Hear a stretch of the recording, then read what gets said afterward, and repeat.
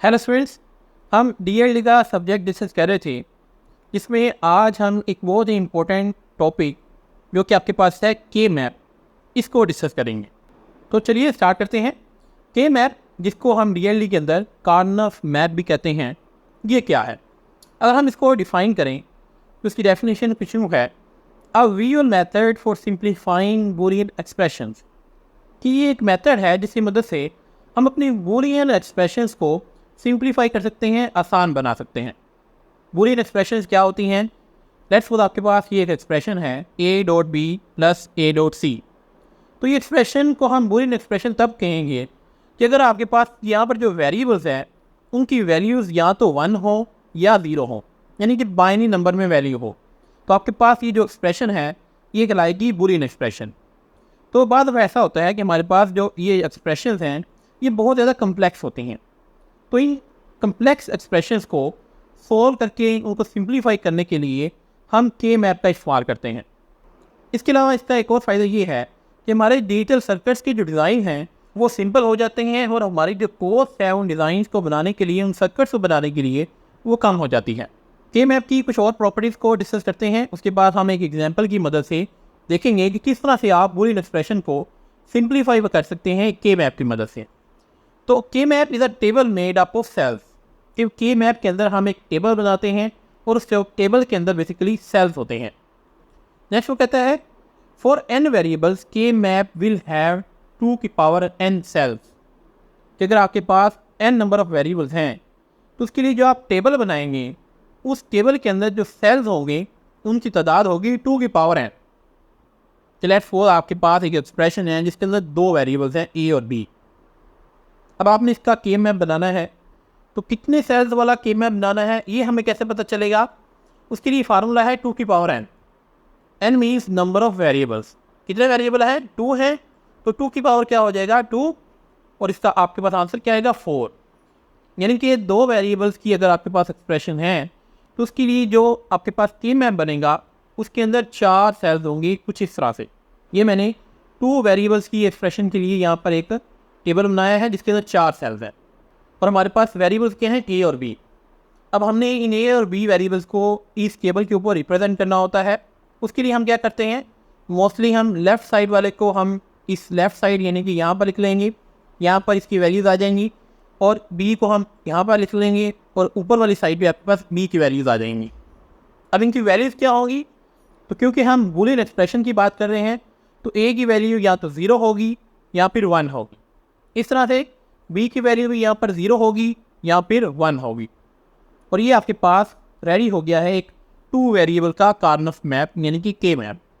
अब यहाँ पर अगर हमें कोई भी एक्सप्रेशन 2 वेरिएबल्स की दी जाए उसको हम इस कार्नफ मैप यानी कि के मैप की मदद से सोल्व करके सिंप्लीफाई कर सकते हैं। तो के मैप को समझने के लिए 2 वेरिएबल्स की एग्जाम्पल बहुत एक सिंपल एग्जाम्पल बन जाएगी। हम यहाँ पर 3 वेरिएबल्स वाली एक एक्सप्रेशन लेंगे और इसको सोल्व करके के मैप को समझने की कोशिश करेंगे। आगे बढ़ने से पहले हमारे चैनल को सब्सक्राइब कर लें ताकि आने वाली तमाम वीडियोस आप तक टाइमली पहुंच सकें। तो यहाँ पर 3 वेरिएबल्स हैं। इट मीन्स यहाँ पर मेरे पास 2 की पावर 3 8 सेल्स का के मैप बनेगा। यहाँ पर मैंने 8 सेल्स बना लिए हैं और हमारे पास 3 वेरिएबल्स हैं। लेट्स सपोज आपके पास ए, बी और सी 3 वेरिएबल्स हैं। यहाँ पर हमने इन 3 वेरिएबल्स को यहाँ पर इस के मैप के ऊपर रिप्रेजेंट करना है। तो लेफ़्ट साइड पे मैं ए को रिप्रेजेंट कर रहा हूँ और बी और सी को मैं ऊपर वाली साइड पे रिप्रेजेंट कर रहा हूँ। अब यहाँ पर चेंज भी हो सकता है, यानी कि आप लेफ़्ट साइड पे 2 वेरिएबल्स भी ले सकते हैं और ऊपर 1 वेरिएबल भी ले सकते हैं। तो उस हिसाब से आपका ये जो टेबल है वो चेंज हो जाएगा। लेकिन यहाँ पर जो मोस्टली टेक्निक इस्तेमाल की जाती है उसमें हम 1 वेरिएबल लेफ़्ट साइड पर ले रहे हैं और 2 वेरिएबल्स यहाँ पर ऊपर ले रहे हैं। तो लेफ़्ट साइड पर आपके पास 1 वेरिएबल है, यहाँ पर ए की वैल्यू या तो 0 होगी और यहाँ पे 1 होगी। इसी तरह से अब हमें चेक करना है कि ऊपर हमारे पास क्या वैल्यूज़ आएंगी हर सेल के अगेंस्ट। तो यहाँ पर क्योंकि 2 वेरिएबल्स हैं बी और सी, तो बी और सी की वैल्यूज़ क्या बनेंगी? 0 0, यानी कि दोनों वेरिएबल्स की वैल्यू 0। इस तरह से 0 1, बी 0, सी 1, या फिर 1 0 और या फिर 1 1। ये 4 आपके पास वैल्यूज़ बनेंगी और यहाँ पर 4 ही आपके पास सेल्स हैं। लेकिन यहाँ पर एक थोड़ी सी ट्रिक है, एक थोड़ा सा कॉन्सेप्ट है जो आपको पता होना चाहिए। यहाँ पर ये जो हम वैल्यूज़ लिखेंगे इनकी जो सीक्वेंस है वो ग्रे कोड सीक्वेंस होनी चाहिए। आई होप आपको ग्रे कोड का पता होगा। ग्रे कोड सीक्वेंस भी कहती है चेंज ऑफ 1 बिट, कि आपके हर स्टेप के ऊपर सिर्फ एक बिट चेंज होना चाहिए। तो यहाँ पर हम चेक करेंगे कि ग्रे कोड सीक्वेंस में ये जो वैल्यूज़ हैं ये किस तरह से आएंगी। सबसे पहले आपके पास 0 0 है, तो पहली वैल्यू है तो हमारे पास ये एज इट इज़ आ जाएगी 0 0। अब इसके बाद जो हमारे पास नेक्स्ट वैल्यू आए उसमें एक बिट चेंज होना चाहिए। यहाँ पर अगर आप देखें ये लेफ्ट साइड वाला जो 0 है ये वैसे को वैसे आ रहा है, और ये राइट साइड वाला 0 है ये 1 में चेंज हो रहा है, यानी कि टोटल एक बिट चेंज हो रहा है। तो एक बिट चेंज हो रहा है तो 0 1 भी हमारे पास वैसे का वैसे आ जाएगा। अब यहाँ पर देखें तो ये जो लेफ्ट साइड वाला 0 है ये चेंज हो रहा है 1 में, और ये जो राइट साइड वाला 1 है ये चेंज हो रहा है 0 में। तो यहाँ पर दोनों बिट आपके चेंज हो रहे हैं, जबकि ग्रे कोड सीक्वेंस में हमेशा वो कहता है कि आपका एक बिट चेंज होना चाहिए, दोनों बिट्स चेंज नहीं होने चाहिए। क्योंकि हमारे पास यहाँ पर दोनों बिट्स चेंज हो रहे हैं तो मैं यहाँ पर 1 0 नहीं ले रहा, मैं नेक्स्ट चला जाऊँगा 1 1 पे। तो 1 1 में देखें ये लेफ़्ट साइड पे 0 1 में चेंज हो गया, तो ये राइट साइड पे 1 है ये 1 ही रहा, यानी कि यहाँ पर अगर हम 0 1 से 1 1 पर जाएं तो एक बिट चेंज हो रहा है, तो मैं यहाँ पर लिख दूँगा 1 1। अब 3 वैल्यूज इसमें से हमारे पास आ चुकी हैं, एक रह गई है और वो है 1 0। अब इसको दोबारा से देखते हैं, ये लेफ़्ट साइड वाला 1 एज इट इज़ आ रहा है, और ये जो राइट साइड वाला 1 है ये 0 में चेंज हो रहा है, यानी कि यहाँ भी एक बिट चेंज हो रहा है। तो ये लास्ट पे आपके पास आ जाएगा 1 0। तो ये बेसिकली आपके ने इन वैल्यूज़ की सीक्वेंस रखनी है, ग्रे कोड सीक्वेंस इसे हम कहते हैं। सबसे पहले आपके पास यहाँ पर 0 आ जाएगा, उसके बाद आपके पास 0 1 आ जाएगा, नेक्स्ट आपके पास 1 1 है ये यहाँ पर आ जाएगा, और लास्ट पे आपके पास आ जाएगा 1 0। तो इस तरह से आपका ये 3 वेरिएबल्स का जो के मैप है वो रेडी हो जाएगा। अब यहाँ पर हमने देखना है कि ये जो एक सेल है ये कौन सी वैल्यू को रिप्रेजेंट करता है। तो अगर हम इस पहले सेल की बात करें, लेफ़्ट साइड भी आपके पास 0 है और ऊपर भी आपके पास 0 0 है, इट मीन्स यहाँ पर वैल्यू आ जाएगी 0 0 0, ये बाइनरी वैल्यू होगी। इस तरह से अगर आप सेकंड सेल की बात करें तो लेफ़्ट साइड पे आपके पास 0 है और ऊपर आपके पास 0 1 है, तो ये बन जाएगा 0 0 1। थर्ड सेल बन जाएगा आपका 0 1 1, फोर्थ सेल आपका बनेगा 0 1 0। इस तरह से फिफ्थ सेल यहाँ पर लेफ्ट साइड पे 1 है और ऊपर 0 0 है, तो ये बन जाएगा 1 0 0, और नेक्स्ट आपके पास बन जाएगा 1 0 1, देन आपके पास 1 और यहाँ भी 1 1 है 1 1 1, और लास्ट पे आपके पास जो सेल है वो ये लेफ्ट साइड पे आपके पास 1 है और ऊपर आपके पास 1 0 है, तो ये बन जाएगा 1 1 0। तो ये आपके पास 3 वेरिएबल्स का कार्नफ मैप रेडी हो जाएगा। अब यहाँ पे क्वेश्चन ये राइज होता है कि आपको एग्ज़ाम के अंदर किस तरह से क्वेश्चन पूछा जा सकता है। तो दो तरह से एग्ज़ाम्स के अंदर क्वेश्चन आ सकता है। पहला कि आपको इस तरह से एक ट्रुथ टेबल दिया गया हो और उसकी मदद से आपने के मैप बनाना है। आपने इस टेबल में से वो रोज़ लेनी है जिनकी जो आउटपुट है वो 1 आ रही है। यहाँ पर मैंने उन रोज़ को येलो कलर से हाईलाइट कर दिया है। इन रोज़ की मदद से बेसिकली हम अपने इस के मैप को इम्प्लीमेंट करेंगे। तो सबसे पहली रो क्या है, आपके पास 0 0 0 और उसके अगेंस्ट आपके पास 1 आ रही है। तो यहाँ पर 0 0 0 कौन सा सेल है, ये वाला, तो यहाँ पर मैं 1 लिख दूँगा। नेक्स्ट आपके पास क्या है 0 1 0, तो 0 1 0 हमारे पास ये वाला सेल है, यहाँ पर भी मैं क्या लिख दूँगा 1 लिख दूँगा। नेक्स्ट आपके पास है 0 1 1, 0 1 1 हमारे पास ये वाला थर्ड सेल है, यहाँ भी मैं 1 लिख दूँगा। नेक्स्ट आपके पास 1 0 1 है, तो 1 0 1 हमारे पास ये वाला सेल है, यहाँ भी 1 लिख दूँगा। और लास्ट पे आपके पास है 1 1 0, और 1 1 0 आपके पास ये 8 सेल है, मैं यहाँ भाई 1 लिख दूँगा। तो इस तरह से जिन रोज़ की आपके पास आउटपुट 1 आ रही है उसके अकॉर्डिंग आपने उन सेल्स के अंदर 1 लिख देना है। इसके बाद मैं यहाँ से इस टेबल को ख़त्म कर रहा हूँ और ये जो वैल्यूज़ है ये भी यहाँ से रिमूव कर रहा हूँ ताकि आपके पास ये जो के मैप है वो थोड़ा क्लियर नज़र आए। अब आपने यहाँ पर ये जो वैल्यूज़ हैं 0 0 0 1 1 1 और 1 0, इनको वेरिएबल्स की फॉर्म में रिप्रेजेंट करना है।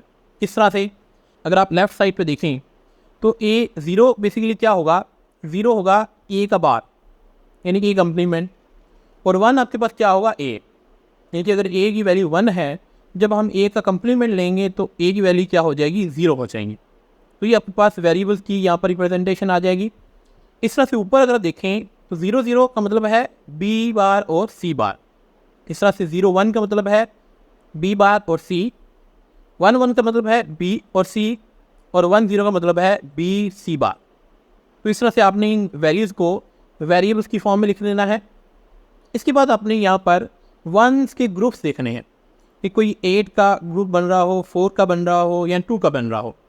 तो आपकी इस एग्जांपल के अंदर कोई भी 8 का ग्रुप नहीं बन रहा, तो 8 यहाँ से रिमूव कर दिया मैंने। 4 का भी नहीं बन रहा, 2 का यहाँ पे बन रहा है। इस तरह से अगर आप देखें ये जो 2 वंस हैं इनका आप ग्रुप बना सकते हैं।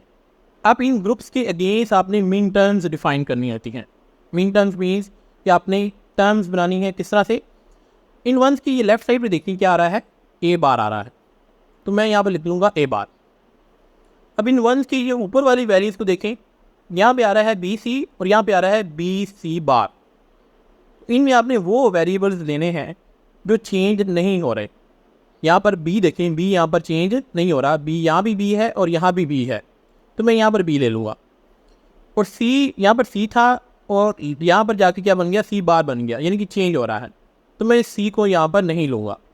तो ये आपके पास पहली मिन टर्म बन जाएगी ए बार बी इस पेयर के अगेंस्ट।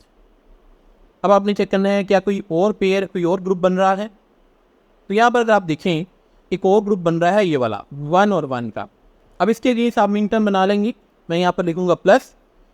और अगर लेफ्ट साइड पर देखें तो यहाँ पर ए बार है और नीचे ए है इन 2 वंस के अगेंस्ट, यानी कि चेंज हो रहा है, तो मैं ये यहाँ पर नहीं लिखूँगा। और ऊपर देखें तो बी सी बार ये एक ही टर्म है, तो मैं ये एज इट इज़ यहाँ पर लिख लूँगा और ये आपकी सेकंड मिन टर्म बन जाएगी बी सी बार। इसके बाद आपने चेक करना है कि क्या कोई और पेयर बन रहा है। तो अगर आप डायरेक्टली यहाँ पर देखें तो कोई भी और पेयर नहीं बन रहा। ये डायगोनल में हम पेयर नहीं बना सकते, यहाँ पे डायगोनल में बन तो रहा है लेकिन ये डायगोनल में आपने पेयर नहीं बनाने। आपने लेफ़्ट राइट और आपको डाउन देखना है कि आप कोई पेयर बन रहा है। तो यहाँ पर अगर आप देखें, अगर आप ये जो कॉर्नर्स को दें, ये लेफ़्ट साइड वाला 1 कॉर्नर वाला और ये राइट कॉर्नर वाला 1, इनका पेयर आप बना सकते हैं कि आप अपने के मैप के अंदर कॉर्नर्स को आपस में कंबाइन करके कोई ग्रुप बना सकते हैं। तो ये जो 1 है राइट कॉर्नर वाला और लेफ़्ट कॉर्नर वाला, ये एक पेयर बना रहे हैं। तो आपने ये भी लेना है। अब इसकी वैल्यूज़ क्या होंगी, अगर आप लेफ़्ट साइड पे देखें ये ए बार है इन दोनों के लिए, तो ए बार आ जाएगा। और इसके ऊपर वाली साइड पे देखें बी बार सी बार और यहाँ पे है बी सी बार। बी आपका चेंज हो रहा है जबकि सी बार आपका चेंज नहीं हो रहा, तो मैं यहाँ पर लिख लूँगा सी बार। तो ये आपके पास थर्ड मिन टर्म बन जाएगी ए बार सी बार। अब इसके अलावा अगर आप इस के मैप में देखें तो कोई भी आपके पास पेयर या ग्रुप नहीं बन रहा, तो मीन्स आपका ये प्रोसेस कंप्लीट हो चुका है और आपके पास जो फाइनल एक्सप्रेशन आई है वो कुछ यूँ आई है, ए बार बी प्लस बी सी बार प्लस ए बार सी बार। ये आपके पास एक सिंप्लीफाइड बूलियन एक्सप्रेशन आ चुकी है, जिसके अकॉर्डिंग आप अपना डिजिटल सर्किट डिज़ाइन कर सकते हैं। तो ये आपके पास पहला मेथड था कि आपको एक इस तरह से ट्रुथ टेबल दिया गया हो और आपको कहा जाए कि के मैप की मदद से इसको सॉल्व करें।